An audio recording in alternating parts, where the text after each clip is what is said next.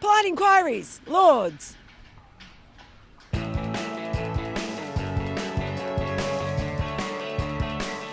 Abijato asks, is Archer v Smith going to be the matchup of this Ashes?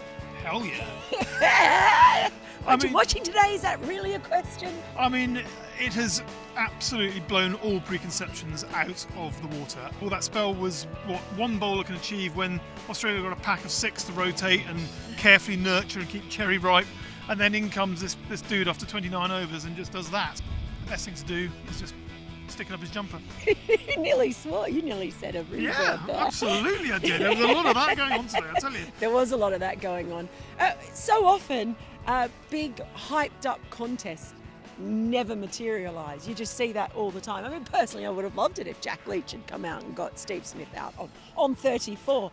But so often it doesn't happen. And today was one of those rare times in Test cricket where we got to see one of the all-time great battles. When you go back and you look at footage of some of the, Malcolm Marshall, or Alan Donald v Atherton, all that sort of thing, and we got to see it today. So, yeah, Test cricket, yeah.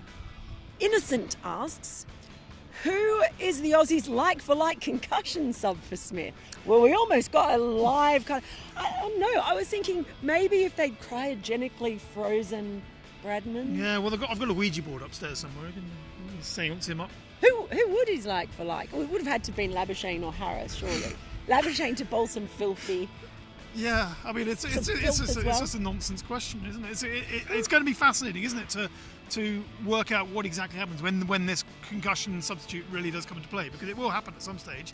And, one day you're going to get the best player in the world replaced by a turkey, and the next day you're going to find that the worst player in your team is suddenly replaced by somebody who's happily fit again. I can't wait for the day where we actually see the best player in the world replaced by a turkey.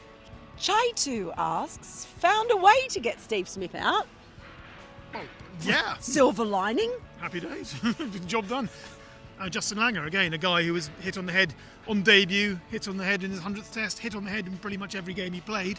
He said that, look, there's no way that you can get hit on the head like that and not feel it, not have it in the back of your mind for the rest of the series. So, he's been batting in such an incredible bubble for this entire series. That bubble burst today, and it's going to be incredible to see what England can do to make capital of that opportunity they've been created.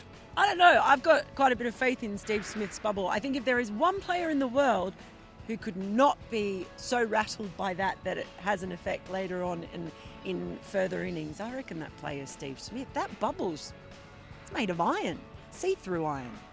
Nick asks, who does Jimmy replace when fit? Good question. He's not going to replace Jofra Archer, is he? No, he's not replacing Wokes. At this rate, is the only guy you could possibly shift, because Stuart Broad has proven that he's England's best Ashes combatant in a generation, I would say. We were talking about this with a mate of mine the other day. I reckon Darren Gough was the last guy who was always genuinely up for every single Ashes test he played, but he also pretty much lost every single one of them, whereas Broad is a proper competitor like Beefy. He has something about an Ashes contest that brings out the best in him, so you're not getting rid of him for the rest of the series. Wokes, you don't want to lose him. He's too valuable. One of the best batters in the lineup. Joe Denley. David asks, is Rory Burns the world's luckiest opener? He has more lives than a big barrel of cats. This is probably true, but he's also the only opener in the England team who's actually got a technique for opening, because, funnily enough, you need a bit of luck as an opener. And the fact that he gets beaten a lot, and the fact that he gets away with LBWs is testament to the fact that he's got a technique that does the right things. I mean, look at poor old Jason Roy. His technique is not doing the right thing for opening the batting, and he's not getting lucky. So, you make your own luck. Genuinely you do in this game. And, fair play to him. Joe asks, is Cummins finally coming of age? I tell you what. Yeah. Quietly today, I think the best innings of the lot was Pat Cummins. What a performance to be the tail ender in the midst of that, and to hold up the innings after that, and then to come out and bowl that. It was just, oh my God. It was that. It was that. He was all that. I mean, yes, every bit of that. Julie says, exclamation mark. Pretty much thumbs up today. I'll give it that. See you tomorrow.